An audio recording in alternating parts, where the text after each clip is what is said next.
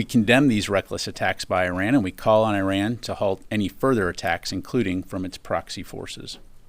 During the attack, the U.S. military coordinated closely with the Israeli Defense Forces to help defend Israel. U.S. Navy destroyers deployed to the Middle East region supported the defense of Israel by firing approximately a dozen interceptors against the incoming Iranian missiles.